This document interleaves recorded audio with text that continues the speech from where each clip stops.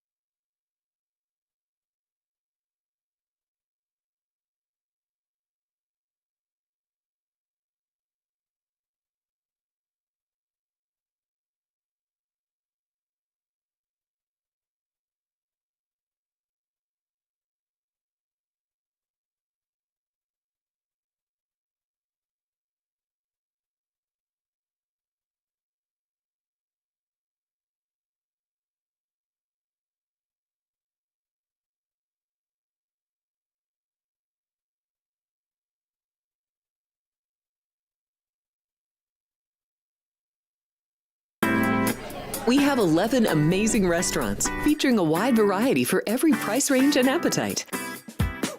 South Point's Garden Buffet has something for everyone at unbeatable prices. Or, if hunger strikes in the middle of the night, join us at Coronado Cafe. The American menu offers breakfast, lunch, or dinner 24 hours a day, plus a Chinese kitchen for authentic Chinese dishes from 11 a.m. to 11 p.m. From steak and eggs to wonton soup, it's fast and friendly service 24/7. When you need a quick pick-me-up, you can find it at our state-of-the-art Starbucks just inside the main South Point entrance. Order ahead with the Starbucks app for easy mobile order pickups.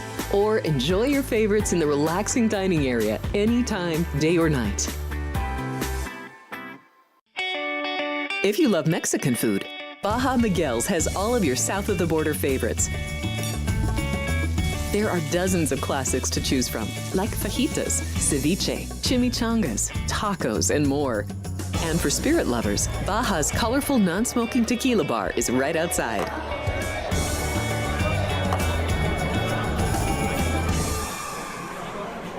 Hi, I'm Kurt Angle. I represented the United States in the Olympics in 1996 and won a gold medal. Then I parlayed that into a pro wrestling career. I saw a commercial a few years ago. Tunnel to Towers Foundation made a promise. The Tunnel to Towers Foundation is paying off the mortgages for Gold Star families with young children. I thought, this is really cool. I want to be a part of it. My dad served in the Army for 30 years. We didn't have a lot of money, but he made sure we had what we needed. He set a great example for all of us. He died in a construction accident my freshman year in high school. When he died, we didn't have any income coming in, and we ended up being forced to move out of our house. I was devastated. So I understand what these families are going through, and to have an organization like Tunnel to Towers come in and pick you up and carry you and give you a home to live in, I think that's just amazing. I'd like to ask you to donate $11 a month to support these efforts by going to t2t.org or calling 1-844-BRAVEST. The following is a Race Day Las Vegas presentation in association with Siraco Productions Limited on the Race Day Las Vegas Radio Network.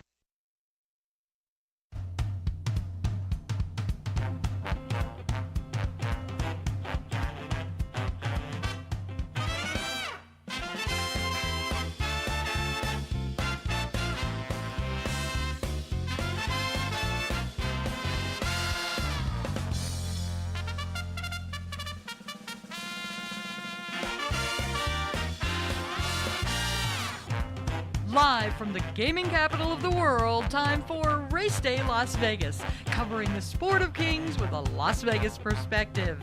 Now to the race desk with your host, Ralph Siraco. From the backstretch to the turf club, at the racebooks and on the internet, to all horse players around the world, a good morning.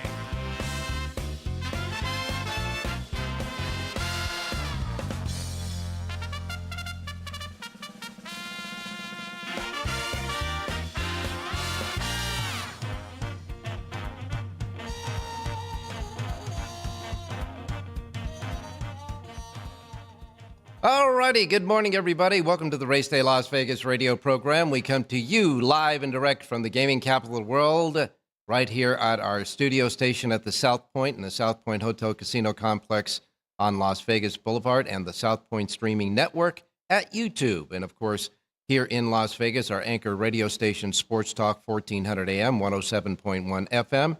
And of course, all of our websites, racedaylasvegas.com, .vegas, .world, .global, iPhone, Android, and Google Phone with your apps that you can get at your app store. KSHP app, it gets you to listening to us through the radio station, and the YouTube app, of course, you can see and hear us through the YouTube streaming network. And, of course, anywhere you get your podcasting as well. We welcome you to the show from our new set here at the South Point. All I can say, folks, it's going to be a lot of fun now as we count down to the Kentucky Derby, because now everything is set in stone. I know there's one more race out there that holds 20 points for the Kentucky Derby leaderboard, but none of the horses, and there were 9 horses entered into the Lexington Stakes on Saturday, none of them with winning 20 points in the race can bump into the Kentucky Derby leaderboard. It's really that simple. So now let's take a look at the horses who have clinched a spot in the Kentucky Derby, as long as they're healthy enough and to get into the race. Remember, we've got 23 days to go until the Kentucky Derby. Here's how the field lines up, the horses that have clinched the spot with their leaderboard points. We got Burnham Square, Sandman, Journalism, Rodriguez, Tiztastic, Tappan Street, Sovereignty, Final Gambit, Coal Battle, Chuck of Gold is the 10th on the list. Then you have Citizen Bull, Owen Almighty, East Avenue, who ran a big race and finishing second in the Bluegrass on Tuesday. You'll have Publisher, American Promise, River Thames, and Flood Zone. Those are the top 17. There are also 3 international qualifiers that that do have a spot if they want to. 2 of the international qualifiers have already accepted to come out to the Kentucky Derby. They are Luxor Cafe, who is an offspring of American Pharaoh, and Admire Daytona, who won the UAE Derby. So those 2 have already, confirmed that they're coming. All right. So the last of the European international qualifiers yet that hasn't confirmed yet is Heart of Honor. If Heart of Honor confirms, then that'll be the field. If not, waiting to find out, in 21st spot will be Flying Mohawk. And then all the others on the list on down need dropouts in the original 20 to get into the Kentucky Derby. So that's how it looks right now as far as the Kentucky Derby leaderboard is concerned. And that is it. That's going to be it. Now, they had the final Kentucky Derby Parimutuel Future Book Pool that happened over the weekend. And, of course, that is the Kentucky Derby Future Book Pool, the Parimutuel Pool. But those odds are now locked in. And so as we look at the Future Book Pool, the favorite on the board at 8-1, I believe, no, make that 5-1, is Journalism. Journalism closed at 5-1. He'll pay $12.88 for every $2 should he win the Kentucky Derby off of the Kentucky Derby Future Wagering Pool 6. Citizen Bull is at 8-1. He'll pay $18. And Sandman is at 9-1. He'll pay $20.70. The rest of the horses are big. You have some other horses like Baeza is 53-1. Barnes is 16, but neither one of those 2 have been qualified to get into the race. as far as horses that are qualified to get into the Kentucky Derby that are on the list. How about Chuck of Gold? He's 60 to 1. He'll pay $122.30 if he wins. The European, one of the Europeans that are coming over, Luxor Cafe, closed at 19 to 1. He'll pay over $40 to win. Owen Almighty is 48 to 1. So you get the picture, really. And listen to this, Rodriguez, who won the Wood Memorial. He closed at 62 to 1. He'll pay $126.76 if he wins. Sand Devil is even a higher price. He closed at 124 to 1. He'll pay $250.60 in this future book pool should he pull the upset in the Kentucky Derby. Sovereignty is 9 to 1 as well. He's 2140 to win. And all other three-year-olds outside of the 39 positions in the future wager, they'll pay 26 to 1, but it doesn't look like any one of those. All others will get into the field anyhow. And that is the Kentucky Derby future wager as it sits. And now that's closed. So we don't have any more future wagers to go. No more points that will mean anything for the Kentucky Derby leaderboard. That is set to go with 23 days to go to the Kentucky Derby. Want to mention a few things now. I want to invite you personally, and the entire team here wants to invite you to join us for the Kentucky Derby here at the South Point. It'll start off with our now annual Kentucky Derby preview show that'll only be on the YouTube streaming network. That's the only place that you'll get the Kentucky Derby preview show. It'll be the Wednesday before the Kentucky Derby. That's April the 30th at 3 p.m. Pacific time. It'll feature, of course, John Lindo, our in-house handicapper here, Jonathan Hardoon as well, he'll be here, and a host of other handicappers. That's our Kentucky Derby special show that'll be on this YouTube network, only on this YouTube network, and that'll be on Wednesday, April 30th at 3 p.m. Then we'd like you to join us for the Kentucky Derby seminar. That'll happen on Kentucky Oaks Friday. That, of course, is the first of May. May 1st, Friday, May 1st, the Kentucky Derby seminar featuring Jonathan Hardoon and John Lindo with me in the Grandview Ballroom, the Grandview Lounge, in the Grandview Lounge that's adjacent to the race book. It is free of charge. And we're going to start about 6 o'clock in the evening, right after the races are done on the West Coast at Santa Anita and the Kentucky Oaks Day of Racing at Churchill Downs. We'll go over the Kentucky Oaks and then delve right into the Kentucky Derby and any key other races that the handicappers like on Derby Day with horses that they really like in those races. So the seminar is going to be a little bit broader than just the Kentucky Derby. And, of course, your questions as well. It'll be live in the Grandview Ballroom. That is free of charge. I'm sorry, I keep saying that. The Grandview Lounge, in the Grandview Lounge. It's the lounge next to the race book. Now, the Grandview Lounge has seating. It's a regular lounge where they have entertainment in the evenings, and we're going to take over on stage that Friday night. You can come in. It's very comfortable. You can sit there. You can spread out with the cocktail tables and all that and have a drink or two on us. And, of course, that'll be in the Grandview Lounge adjacent to the race book on that Friday night, May 1st at 6 p.m. Then following that, all the work that we've done and all the excitement that'll be building up will happen here at the South Point in the big ballroom, the big ballroom upstairs on Kentucky Derby Day. You know, if you've been here before, you know how great they got that thing set up with those huge screen TVs, like movie theater TVs, all around the big ballroom, plus betting windows, food and beverages with discounts, as you know. They're going to have a hat contest as well. Again, that was always fun. That was fun last year. So bring your best Derby hat with you, a hat contest that's going to produce a lot of, it'll be producing cash prizes.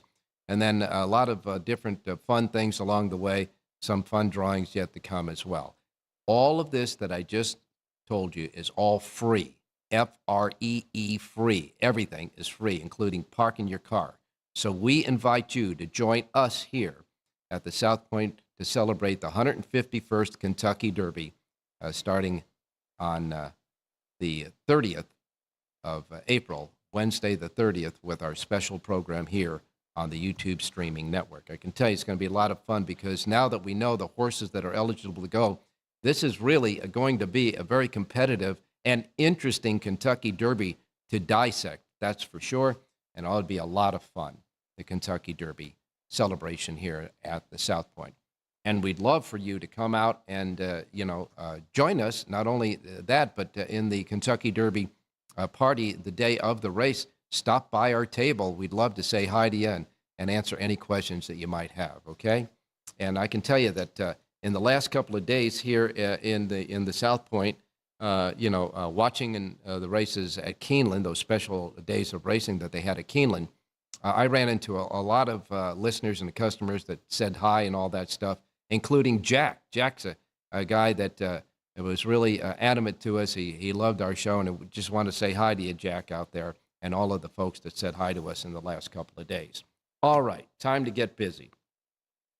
First of all, let me take a real quick recap of what happened since we were last on the air. First of all, yesterday at Keeneland, the last pick five. You ready for these numbers? $5.48, $50.84, $9.50, then $14.36, and the last race winner paid $95.56. Oh yeah, you know it. It was huge. The pick five paid $57,313.63.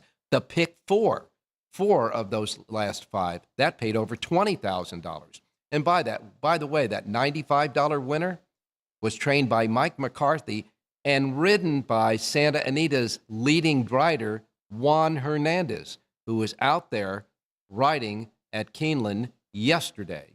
Irad Ortiz Jr. had a couple of wins. He won the sixth race at $9.50, came back in the seventh race for Todd Pletcher and paid $14.36. Brian Hernandez had a couple of winners, winning the first for Jenna Antonucci, paying $16.84, and the fourth race for Kenny McPeak, paying him $5.48. Trainer Peter Urton had a winner with Flavien Prat. They were the favorite in that race, paying $3.24. Tuesday at Keeneland was the big day. That was Bluegrass Day. Brad Cox had 3 wins on the card.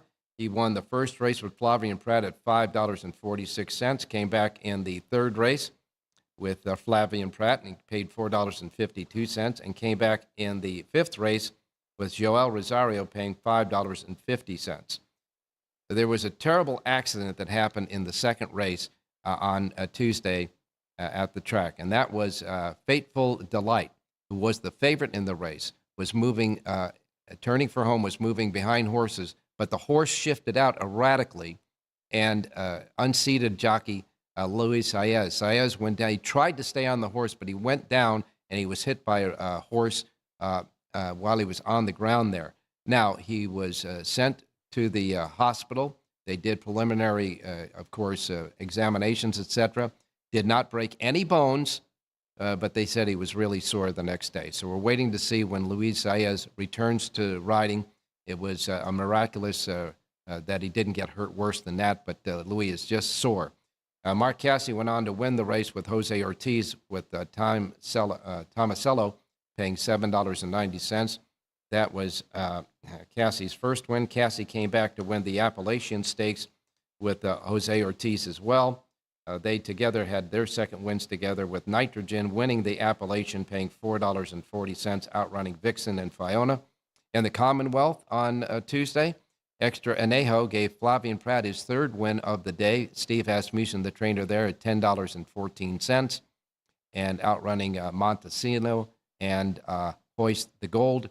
In the Madison Stakes, the winner there was Positano Sunset, Julien Le Peru for Ian Wilkes, $30.62. The Shakertown was won by Think Big, paid $22.14. That was a key horse on Jonathan Hardoon's sheet on Tuesday. Mike Stidham, the trainer there, $22.14, winning the Shakertown, outrunning Rogue Lightning and Edmund. In the Bluegrass Stakes, the big race with 100 Kentucky Derby points, the winner there was Burnham Square, who came from last to first in winning that race under Brian Hernandez, giving Ian Wilkes his second stakes win of the day, paying $10.48, outrunning the early pace setter East Avenue, who put up he put up fast fractions throughout this race on the lead and held tough to finish second.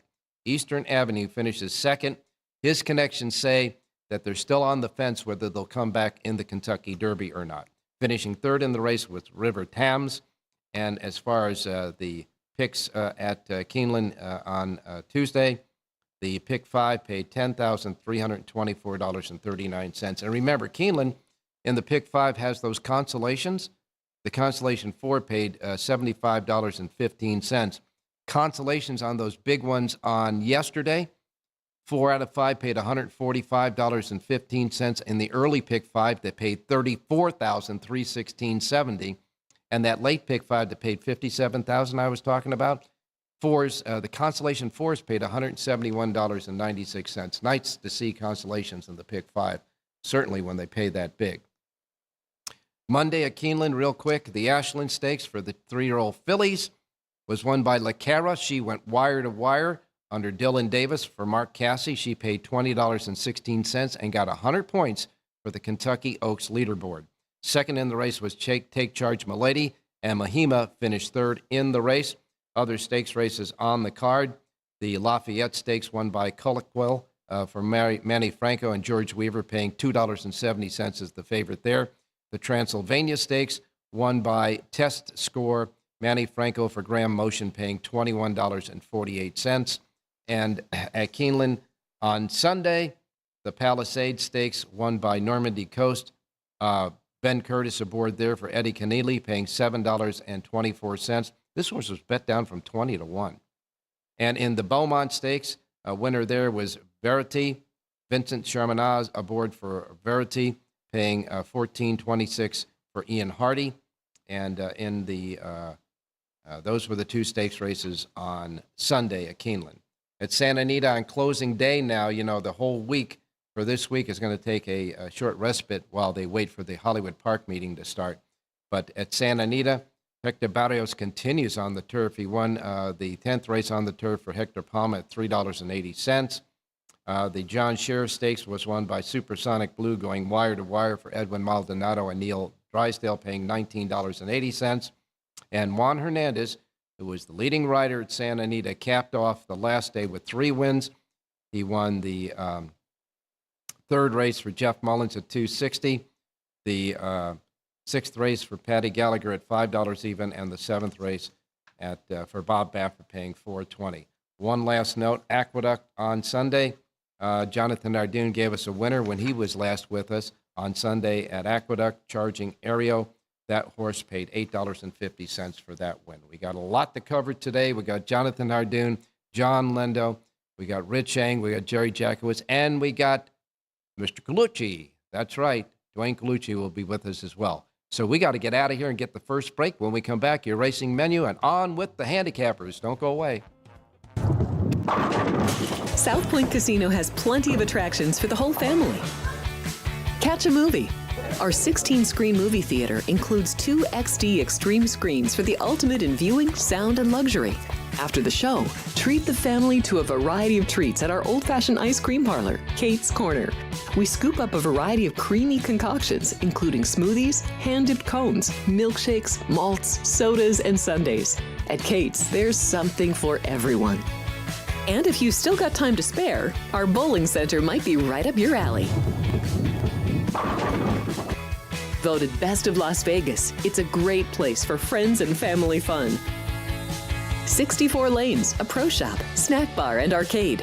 And while the kids are bowling, you can play slots and sip on a drink in the Alley Cat Lounge while overlooking the lanes. For our more serious and professional bowlers, the South Point is also home to a separate tournament bowling plaza.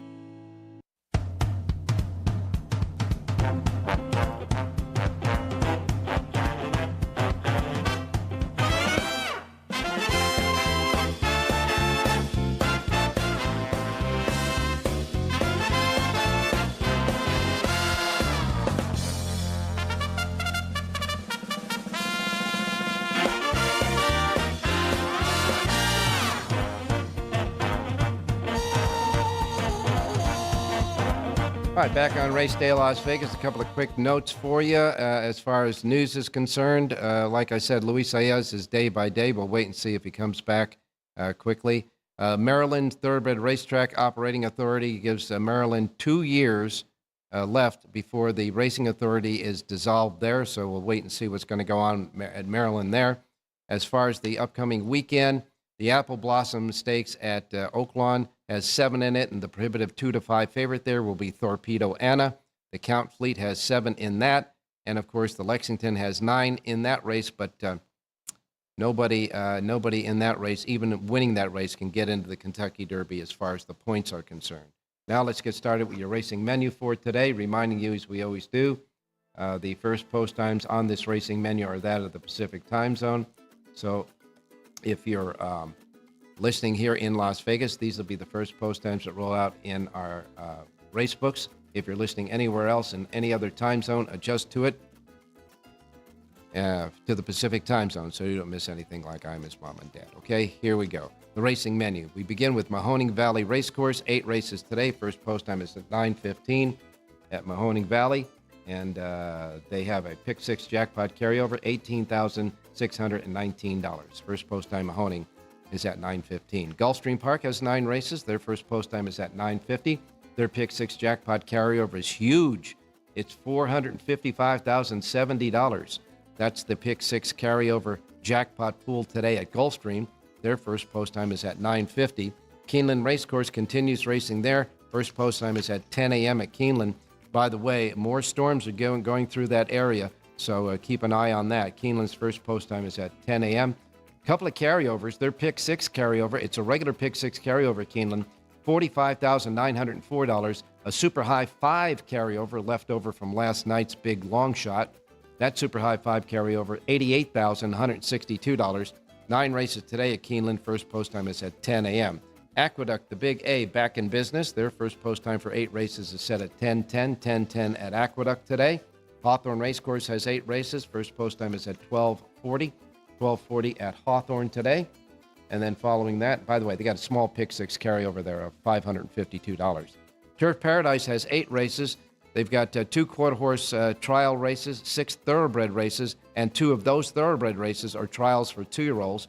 First post time at Turf Paradise for their 8-race card is set at 12:55 at Turf Paradise. Evangeline Downs has 8 races. Their first post time is at 3:30. And we wrap it up with Charlestown. First post time for their 9-race card is set at 4 p.m. All right, time to go out to Mr. Jonathan Ardoon, who is patiently standing by. Jonathan, good morning. Good morning, Ralph. How are you? I'm doing fine. We're getting kind of used to the new studio and all that stuff there, but let me ask you this. Any happenings at Keeneland since we obviously weren't on until Sunday? A lot happened at Keeneland. Any observations from you? No, just my usual complaints why they can't have colored saddlecloths in stake races. It's really ridiculous, Ralph. I mean, I was trying to find Burnham Square the other day, and I totally was watching the wrong horse. But listen, that's my fault. But why can't we get colored saddlecloths? Am I missing something? Well, I know people want it, fans want it. Who makes these decisions? Well, you know, you and I both know that Keeneland was, they're very traditional there. And if you remember, that was a racetrack for the longest time that never had a track announcer. So if you weren't paying attention, the races could go off and you wouldn't even know it. Finally, they got to the, the 20th century and got a track announcer. And so now I guess the saddlecloth thing is the same kind of thing, I mean, it's just annoying. People are it's aggravating. It really is. And I mean, for 7 races, they'll use saddlecloth collars, and then it comes to 3 stake races. Well, you're on your own. Could you only imagine if there was no announcer and there's no saddlecloths? Good luck. Yeah, well, I can tell you that's absolutely right. And all I can say for that is, how did you lose that winner? Because he was dead last. He was dead last all the way around. All you had to do is follow that horse that was running last when he started circling the field. That's what I did, but I guess he got caught in a blind switch or something, turning for home, and that's what happened. Well, whatever it was. Well, it wasn't too blind because he got there. That's for sure. That was a nice win by him coming from off the pace, and that was kind of unusual with the way the track conditions have been playing at Keeneland, because it did favor a lot of speed. For example, Lecaro went wire to wire in the Ashland a couple of days before that, but he came and got him. He got them all. That's for sure. Yeah, and by the way, Ralph, bad news for other speed horses in the Derby, because East End Avenue finally rebounded and came up with a terrific performance. And this horse is only going to add more speed to the Derby. So if he decides to go, and it looks like he's going to go, well, it's going to get interesting now. Well, I got to tell you, if he goes, and he goes as fast as he did in the Bluegrass, there's going to be a burn-up coming down the backstretch and into the stretch for the Kentucky Derby, when it really means something, because he ran unbelievable fractions and never quit. He kept fighting back. Yep. Yeah, he put in a terrific performance. But again, remember, the Derby's 1.25 miles. He's also going to be facing 19 other horses. There's going to be plenty of speed in the race, and he's only going to add more to it, which helps horses like Journalism and Sovereignty and the Cox horse as well. Tappan Street. Yeah, it's going to be really exciting. Of the horses who have qualified now, are cinched to get in the Derby with the leaderboard points, unless something happens to them or their connections don't want to go, because the latest is the connections for Eastern Avenue are still deciding whether they want to go on to the Kentucky Derby or not, possibly because they might see the race the same way you do, as far as being crowded on the front end with this horse. And I'm sure the Owen Almighty camp, which originally was just going to go to the Pate Mile, but after winning the previous race decided to get Derby fever, they may change their mind and come out as well. So, there are going to be some more defections, and horses that are on the outside looking in, every day they wake up and hoping someone else defects. Obviously they don't want any horse to get hurt or anything, but they're just hoping that the connections reconsider, and that's good for horses trying to get in, I guess. All righty. Well, we're moving along on this Thursday show, trying to compact what's happened over the last couple of days and our usual Wednesday show. So without any further ado, we'll just get some picks for you from today. All righty. Let's go to Aqueduct. By the way, slim pickings, to be honest with you, at Aqueduct. A lot of short field, short price horses, some scratches. The weather is beautiful, by the way. Mm-hmm. I'm going to look at the fourth race today, give everybody a pick 5, pick 4 single, and a pick 6 single as well. Number 2, Tetsu, a 9-year-old gelding from Richard Dutrow barn. Ran very well last time out when making his first start for his new connections. He's listed at 5-2 on the morning line, but he is a single. Number 2, Tetsu, wins today's fourth race out at Aqueduct. All right, fourth race, the 2-horse at Aqueduct. And by the way, I know it's a beautiful day out there, but isn't there, there's a chance of more rain coming in with the storm coming in over the weekend, right? Yeah, we're going to get hit. We're going to get slammed over the weekend, similar to last weekend, where it actually missed for the most part. It rained a lot at night, and right. the days were pretty good, but they are expecting a lot of bad weather this weekend. All right, any more picks? Yeah, what do you mean? Let's go to Gulfstream. Look at race number 9, and I like the number 4 horse in here, Boca Blessing, a 3-year-old filly who makes her first start for trainer Jose D'Angelo. She also gets Lasix today for the first time. Jorge Ruiz aboard to ride, 5-1 on the morning line. Number 4, Boca Blessing, wins today's 9th race out at Gulfstream. All right, and I would imagine you have one at Keeneland. We do. The 5th race today, 1.16 miles on the main track, and I like the number 7 horse in here, Smart Mo. This is a 5-year-old gelding from the Peter Uriton barn. He had a winner yesterday. This horse has been gelded since his last start. He also gets a rider switch today to Flavian Pratt, 6-1 on the morning line. Full field of 12. I like number 7, Smart Mo, to win today's 5th race out at Keeneland. All right, folks. Did you notice now I got him conditioned where I said, do you have any more picks? And he's ready for a pick at all the racetracks he does. We got him conditioned now. So thanks a lot, Jonathan. Really appreciate it. You have 3 sheets today or 4? 3. There is only 3 running that I do. All right. Right? Keeneland, Aqueduct, and Gulfstream, right? Right. There's no Oakland or San Diego. Well, California's closed for another week, so yeah. Yeah, so take a little vacation then. Thanks, Ralph. I enjoyed my day off yesterday. I appreciate it. Until tomorrow morning. Thanks a lot, Jonathan. Stay safe and be well, my friend. Be well. All right, we're going to go out to Mr. Colucci, who we usually get on Wednesdays, but we didn't have a show on Wednesday, so we're going to go to Dwayne right now. Dwayne, good morning. Good morning, Ralph. How are you in the new studio there?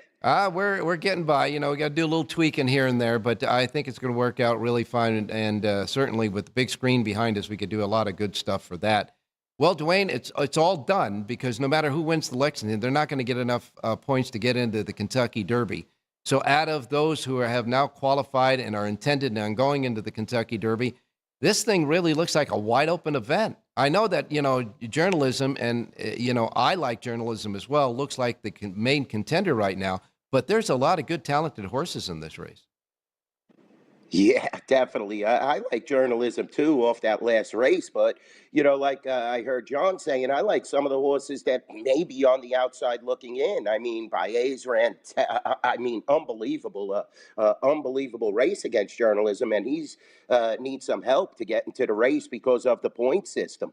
Also, Burnham Square. I mean, these are he ran fabulous, so we have to take him into consideration. Not that he's looking, in to get in. But that race was just fabulous on Tuesday in the Bluegrass. He made up, so much ground and maybe a favorable pace scenario. But coming out of that race, who's looking on the outside is East Avenue. I don't know if the connections are going to throw him in. I think he looked fabulous. He was battle tested there, Ralph. That was a telling pace, and he definitely was right there. And I think he proved himself. So Baez and East Avenue are two of the horses that I'm looking at, but I'm not sure if they'll get in the race. Naturally, Sovereignty is going to be there. Sandman is going to be there. But Burnham Square, really, he rectified the problems that he had. And Ian Wilkes said that the distance will be no problem. He really looks strong. Brian Hernandez is one of the great riders. He definitely has been there, done that. He got the double last year with the Oaks and the Derby. So we know he knows how to win. But, I'm looking at those two horses that possibly might not get in. I'm going to watch their status, especially Baez. He needs a lot of help, a lot of defections, but his race was super, in California. So a lot of these horses, they start to mature a little later, Ralph, but you don't know if they could get in because it is flawed point system, and then you have to look at the Preakness. But thus far, journalism is the best horse, in my opinion. He had to work a little extra in this Santa Anita race, but he got there. He got the job done, and definitely has a good relationship with his rider. We'll see if Sovereignty and, Junior could get back together on that same page. I mean, he was running real well again in Florida, but definitely the favorites are the favorites, and we'll see if some of these outside horses could get in there. Dwayne, I know you guys are going to be preparing for your celebration of the Kentucky Derby. Now we're only 23 days away from it, but I'm sure you guys got a lot up your sleeve for the Derby coming up. Yeah, definitely. It's going to be a fabulous seminar Friday night, 6 p.m., the night before the Kentucky Derby on the 2nd. It's going to be myself hosting with the legendary Bob Ike, legendary Los Angeles, California handicapper, and Jay Privman. I can't say enough about Jay. It's such a pleasure to know Jay. He's such a gentleman. He attended, I think it was something like 40 straight derbies up until last year, and he broke his tradition by joining us at the Rampart, and it was just a fabulous turnout. These guys have so much knowledge, Ralph. It's going to be off the hook, and I know you're going to be doing a lot in the studio. We'll be rubbing elbows. It's such a fabulous time at the Rampart in the South Point leading into the Kentucky Derby because we really embrace horse racing at these two properties, Ralph, and we can't do it without you as well. We know you promote at a legendary level, and it's just great to slide into the Kentucky Derby at this time of the year. Yep. We're going to have, so many different events. If you wager $1,000, I'm going to buy you dinner, Preakness Saturday. If you bet at our property, we're going to have our deli coupons. We have a hat contest, everything going on at the Rampart. It's just fabulous. Well, and Dwayne, we hope that you'll come back and join us for the Kentucky Derby special that we'll have on that Wednesday before the Derby as well. Hey, you got a pick for us today? Yeah, definitely. I'm looking at Keeneland in race 2. I like the 6-horse, Jimmy the Hat. I like what Catalano does when he adds Lasix. Also, this is a first-time gelding. You get Colby Hernandez in the saddle, all the connections, first-time Lasix, first-time gelding, and the horse has a couple of nice buyers. I think this horse could step into a victory. Like I said, Catalano has a high percentage when using first-time Lasix. I love John's horse as well. The Dutrow horse in the 4th race. I'll go with the Dutrow horse in the 3rd race at Aqueduct.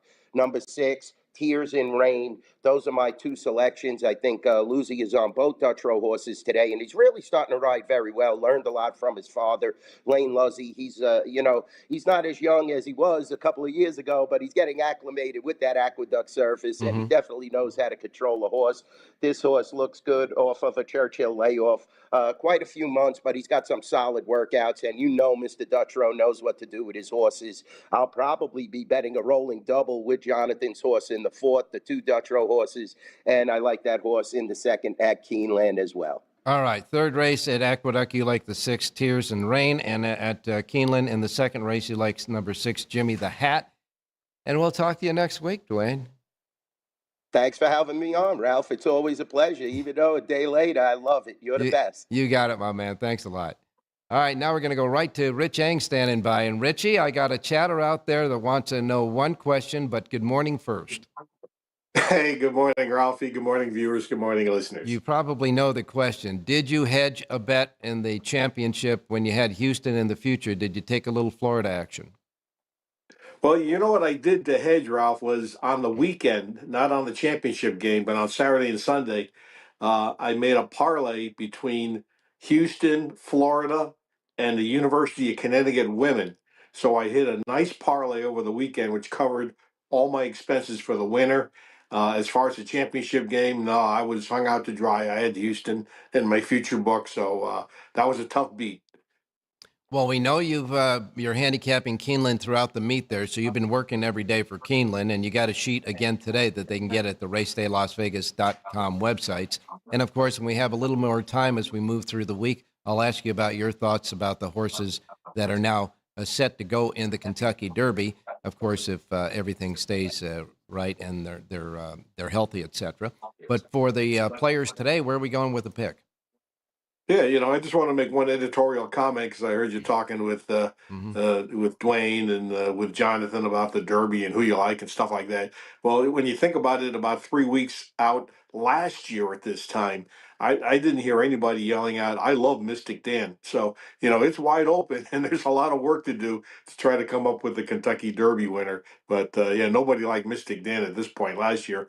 I know I had Forever Young and I got beat by a couple inches there. One of these derbies has my name on it, Ralph. That's for sure. Well, with the 23 days to go, we got a lot of time to debate. That's for sure. Your pick? For sure, Ralph. Race number 2. Let's go with the number 10 horse, Metalhead. 6-1 in the morning line. This horse has been claimed twice in a row, which is a good sign in horse racing, not a bad sign, especially the trainers who did the claiming. Bill Morey, then Joe Sharp, and now Thomas Morley, who is based out of New York. But this horse has a lot of back class, was claimed for 15, running for 20. This horse has enough back class where Thomas Morley can improve this horse 1 or 2 steps. Very dangerous at 6-1. Let's go with the 10, Metalhead, in the 2nd.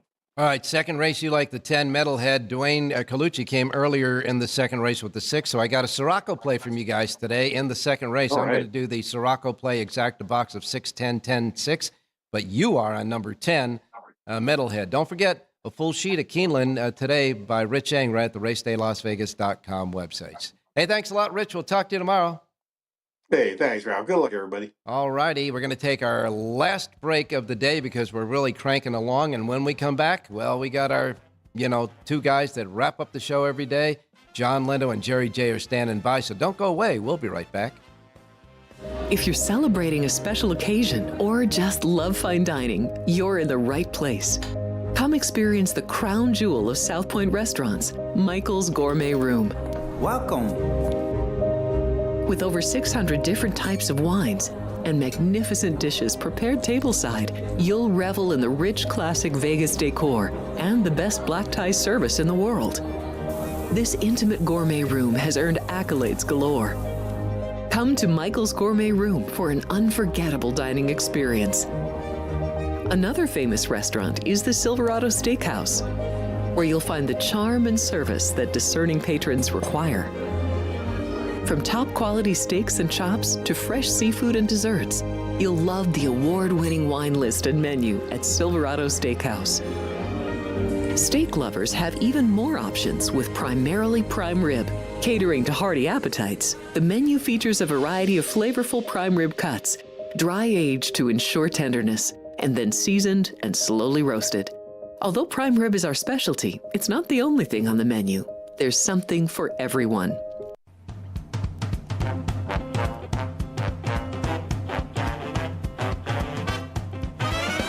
The Race Day Las Vegas Show, the only exclusive daily local media racing information source in Las Vegas. All right, back on Race Day Las Vegas for this first show in our new studio here at the South Point. Want to bring in now John Lindo standing by. John, good morning. Good morning, Ralph. Looking good there in the new studio. Yeah, there's a lot of good things about this studio, that's for sure. And of course, we're getting into the final stretch, so to speak, getting into the Kentucky Derby. Got a lot happening here at South Point during Derby week, and you're all part of it, my man. You'll be here for the special on the last Wednesday of April, the April 30th, of course, the Wednesday before the Kentucky Derby, back for the seminar on Friday and back for the Kentucky Derby party on Saturday, and I'm sure you'll be in studio with us as well. Oh, for sure. Yeah, I can't wait to get out there, and I might make a little stop out there before that Derby weekend, check everything out. Oh, we'd love to have you. You know that all the time, that's for sure. Well, this weekend, the stakes races are a little light. We've got, of course, Torpedo Anna, who's going to be the big favorite in the Apple Blossom, which is a grade 1, by the way, for her division.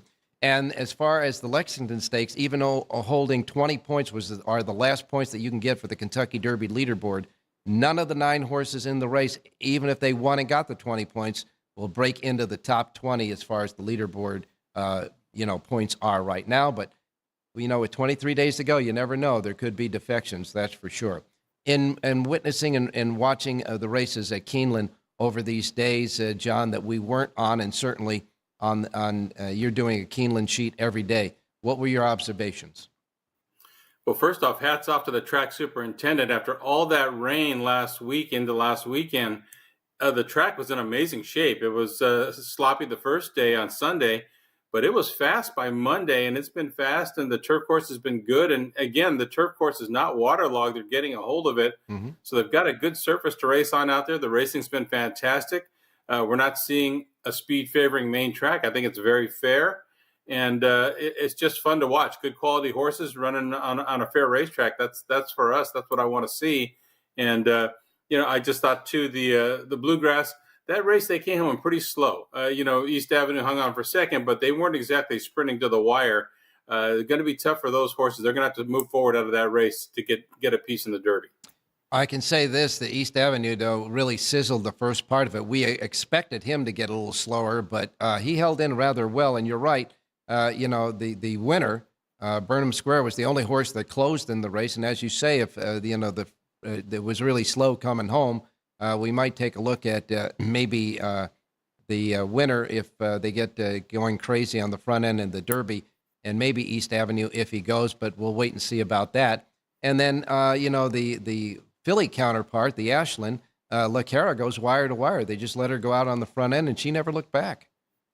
It looked like a ton of speed in that race, and they let La Cara make the lead, and that was that because she did the same thing she did at Tampa Bay Downs. When you give her the lead, she's awful tough. It didn't look like that kind of race on paper, but apparently a few of the jocks read the racing form and decided not to get in the speed duel, and that was that.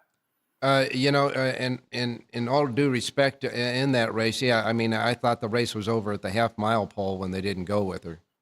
Just didn't. Absolutely, yeah. Well, around the first turn, I go, uh-oh, this is going to be different.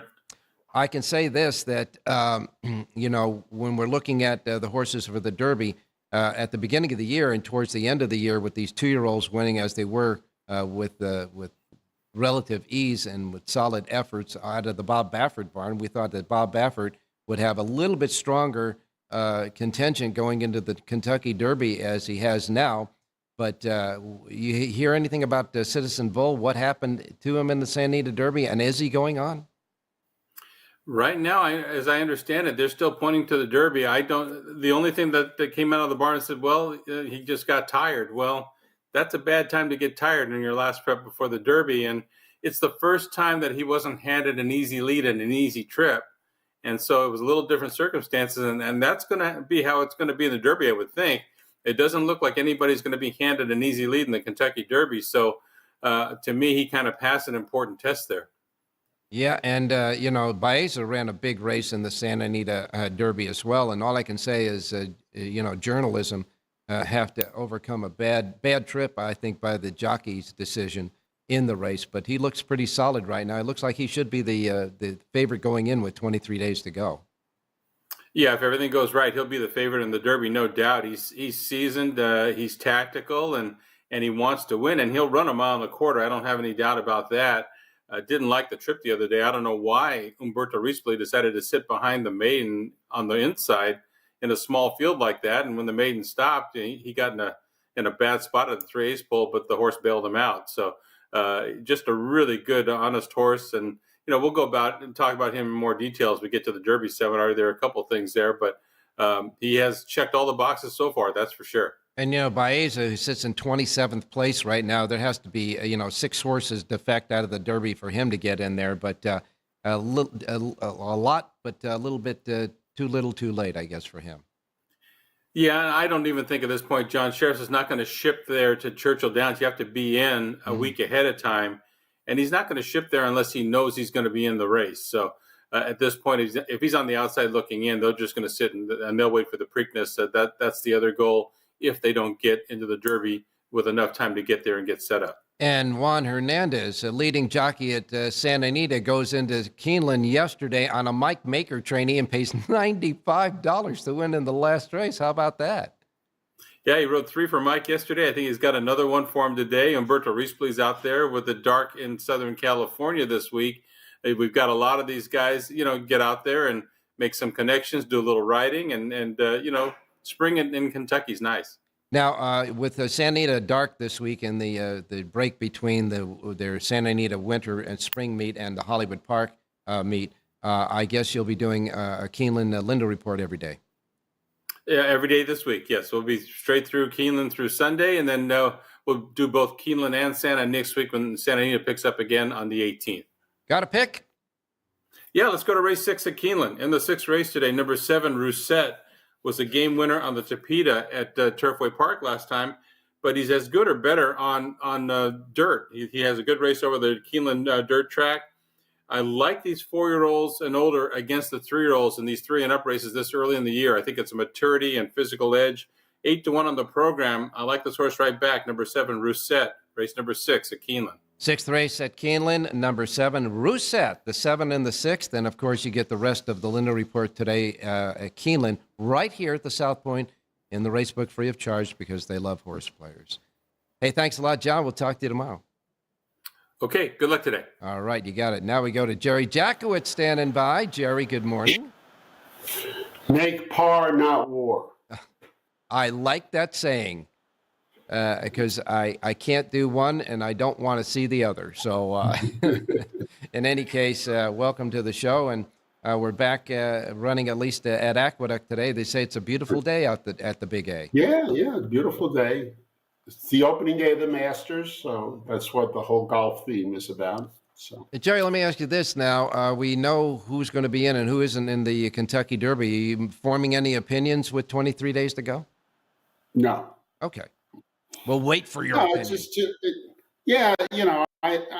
there's going to be workouts. There's going to be a lot of stuff happening. Kind of just going to be open to it all and then let it kind of, as the days get closer, coalesce. Yeah. You start getting involved now and making opinions, you're throwing yourself off because you start by making an opinion and then you're betting against there's nothing there. No, Jerry. I said 23 days to go. Everybody's going to change their opinion, etc. I just thought at this point in time, what did you think? But if you don't have an opinion, that's Well, at this point in time, I think the journalism's last race was really impressive, and it's a little problematical because I feel like, it was a big effort, but we'll see.